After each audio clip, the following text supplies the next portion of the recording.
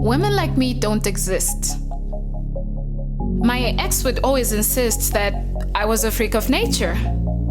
He'd say it with such a straight face, like it was as obvious as the je ne sais quoi of Idris Elba. Baby would say it like it was nothing, but it is everything. The things that I am not are as pertinent as those which I am. For example, I don't own a grocery bag. And on some days that makes me feel like less of a woman. Like if I cooked more, an extra X chromosome would sprout somewhere in my genome. I'd be oozing estrogen through my skin pores. And maybe if I liked heels, only ever picked at my meals, ordered lame things like Caesar salad as a main, not a side, I wouldn't be such a shame to all the educated, sophisticated women out there. And maybe, if I didn't pay someone else to do my laundry, if I scrubbed that floor on my knees, if I swept the yard before 6 and still made it to work by 8, if I wasn't such a strong believer in the power of takeaways fit, kicked up on the coffee table, catching up with the news at 8, maybe I wouldn't get breakouts. Maybe I wouldn't get cramps. Maybe the universe would stop punishing me for failing to woman right. I try to woman with all my might, but when you're black and female, you have to be too many things to way too many people. A marble pillar, a soapstone sculpture, warrior queen, hybrid offspring of St. Joan and Nehanda. No black girl magic, we only ever get karma. We're damned if we do, damned if we don't. I mean, women these days aren't even allowed to cry anymore. Because showing emotion makes us weak, but if I'm all business, I'm a stone cold bitch. Being uneducated is unattractive, but too many degrees scare men off, and no one ever really tells you where to draw that too many line. Is 1 degree too many degrees? Is it 4? Is it 3? Does it matter if the third is a master's or PhD? Does a specific level add to the too muchness? And girl, you have to answer these questions. Because every woman needs a man. That is how you know you've made it. Could be the most powerful person in the world, but without a man to back it, how many of you would buy it? Our value is proportional to whether we are wanted. And most of our dads didn't even want us. We can't propagate the family name. A girl has no name. We're defined by the men around us, by their money, their cars, on rare occasion maybe ours. And yet our truth does not look like Cinderella. We have no fairy godmother, no glass slipper. When we slip up, no prince comes to save us. And we don't fear that midnight clock because our pumpkins never changed to chariots in the first place. Our stepsisters, they are fellow laborers. We're all just trying to get to a place that feels better. We're trying to get comfortable with the way that we look, trying to slot more black girls into books, trying to believe we are not the embodiment of the curse of Eve, serpent children groveling in the dust, or in glass cases in museums with random strangers and predators poking at us like, you're smart for a ghetto girl, articulate for an African. Pretty despite your dark skin, they pit us against ourselves. But we have come to learn we are smart because of these streets. Pretty because of our melanin and froze, articulate because of the clicks trained in our mother tongue. And the family tree isn't rooted entirely in pain. Our destiny calls us to a place beyond where men can ordain. And this isn't a pep talk, rally cry, emancipated black girl art piece. This is truth revealed. It's God's heart inside people who look like me. See, black women make protest art to reclaim our divinity. The only deity we've been allowed is fetish, Aphrodite, fertility goddess. But we want queen and empress, where you bow and we don't have to undress to earn your reverence, where we decide how to honor our temples, where the skin is sacred, these hips are an altar, and this face is the image of the Lord God, your creator. And honey, we won't stop with this kind of poetry until you see God in people that look like me.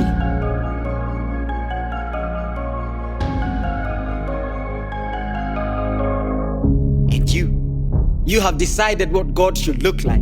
And your wide-eyed blindness told you he would never dwell in anyone with my skin. And I believed you. I was too dirty.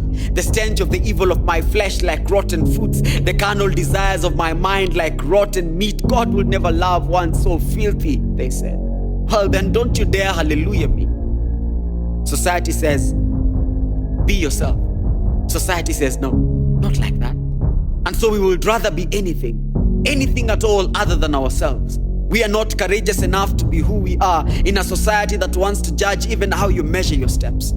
She walks like a harlot. These kids these days. Excuse me? Your father raped your child. Do you have any idea what you are saying? What causes you to speak such abominations? Silence, child. Lest the gods strike you down in all their wrath. And her mind taught her tongue to remain mum. Silence. The torturous sound of silence. Is that a tear in your eye? What sort of man are you? A true African man cries from the inside of his tummy. A true African man does not know weakness. Just like that, our children were robbed of their voices. The girls were used and the girls were silent. The men became boys and the boys had no idea what it meant to be a man. Our tongues have become caged, and even our mouths are now for eating and swallowing our pain, and our thoughts have made our minds their everlasting prison. Did society do this to us? Or are our zones too comfortable and our fear too capital, or we just love seeing others do the fight? We'll just sit around till it's safe to go outside. Is there another way? Is there another way to speak in a safe place? Or shall we continue to behave as is expected of us, i.e. nod, offering high fives and standing ovations to handshakes, of ceasefire to flames these very hands sparked in the first place? How often we speak of inspiration from great men and women of the world. When do we get to speak of our own sons and daughters? Where are they that are leading our second liberation? Apparently, one face of independence doesn't cut it. Get one today, spend the next 50 years seeking another. Isn't that how the world works? The leaders of tomorrow who finally caught the sunrise are now known for spitting insults and Jackie Chan round kicks, yet here we are, thinking it was finally here. Freedom, but they too were swallowed. The Jicho paving way for us went blind. The author of Kipepeos in Mirrors and Chameleon Tales fell victim to his own story. Comrade Power! Tialala! Became just that, Tutalala.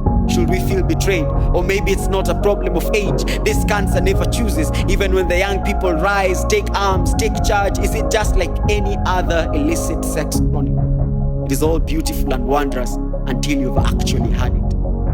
Where are those that we will point to when we talk to our kids about true heroes? What will we tell them when they ask why we didn't speak up? That it doesn't matter because no one was listening? That some of us were too cowardly to storm streets alongside our comrades? That we too were act so deeply by the vile nature of the world, but we didn't know what to do? Peaceful demos became stage for our armed friends to demonstrate why there is an armed before the force of their name. We armed ourselves with the hashtags only relevant at boiling points. Once the stove was turned down, the tags went hush. We all know Rosa Parks, right? It took Dr. King and his friends 381 days of boycotting buses, of united voices, to get the supreme ones to do what they already knew was right. Closer home, Freedom Corner was born. From a mad woman with insects in her head. She refused to sit down, be quiet, respect men like a proper African woman, because true African women are defined by strength. Maathai and her friends stripped naked for their sons. Women as old as 70 on just glucose and water. David versus Goliath, hunger, police clobbering by men, the age of the sons they were fighting to free out of prison. They showed them their breasts. And even in their nakedness, their oneness was unparalleled. Their oneness was unparalleled. Is there another way to speak free, safe? Is there such a thing as safe speech? And even though our living rooms will be silent with blank television screens, we shall speak still. Even when they put full stops on wwws, their hash in the tags will be capital and endless. Is this our way? Just satirize their empty sentiments, give them dignified places on the faces of memes, treasured to posterity. Yeah, that's right. Eventually, we looked to our jokes to tell of our pain. How ironic. For something that should otherwise make us laugh. Painful laughs at ridiculous regimes and red corners that trained their bull's eye on Godot and his goons, shaking governments to the core. Who would have known that a few troubled voices together found a way to bring down dark mountains? And so we speak. We speak every way we know how we speak. We speak hard and we speak true, and we remember that even in their nakedness, their oneness was unparalleled. Their oneness was unparalleled. So let them free. Let them free. Sounds.